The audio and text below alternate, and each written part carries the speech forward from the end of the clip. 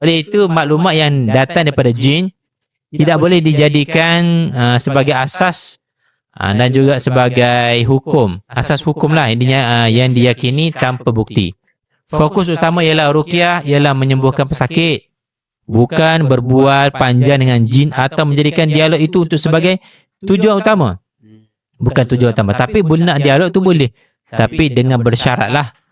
Syaratnya agama apa, nama apa, tujuan apa. Okey? Tanya esok, nombor esok keluar apa. Tak payahlah sampai tak macam tu. Tapi kalau betul jin tu boleh tahu, dia hal gaib, boleh tanya. Boleh tanya benda yang pelik kat dia. Contoh dalam poket saya ada apa? Dia tak jawab. Sebab dia tak tahu benda gaib. Faham. Dia tak dalam RM5. Berapa ringgit? Confirm tak boleh jawab. Okay, faham. Walaupun dia jin. Okay, next. Okay, baik Ustaz. Tadi pertengahan tadi Ustaz ada sebutkan berkaitan dengan tangkal. Jadi saya nak tanyalah apa hukum memakai tangkal ataupun azimat Ustaz? Okay, tangkal ataupun azimat. Kita ada tangkal Mazul boleh ambil mana tangkal kita sekejap.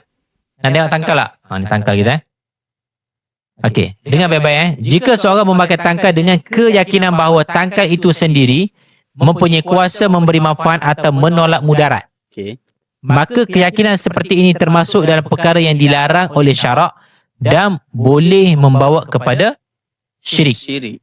Rasulullah SAW bersabda, sesiapa yang bergantung sesiapa yang menggantung tamimah, tangkal, maka dia telah melakukan syirik. Siapa yang menggantung tamimah, tangkal, maka dia telah melakukan syirik. Jika sesuatu mengandungi ayat Quran atau doa para ulama, berbeza pandangan tentang pemakaian tersebut. Namun ramai ulama memilih untuk tidak menggalakkan perkara itu kerana bimbang membawa kepada salah faham dan membuka jalan kepada pengguna azimat yang tidak syar'i. Maka boleh ke azimat ni? Dia ada sisih pandangan lah pendapat sini. Jadi secara umumnya jangan.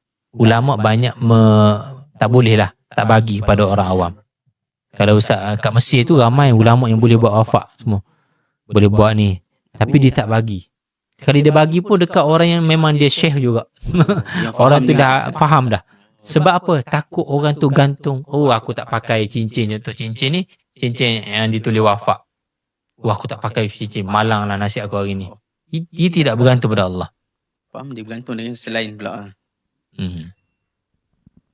Okey. Yang penting adalah kita kena doa zikir tawakal kepada Allah Subhanahu wa ta'ala.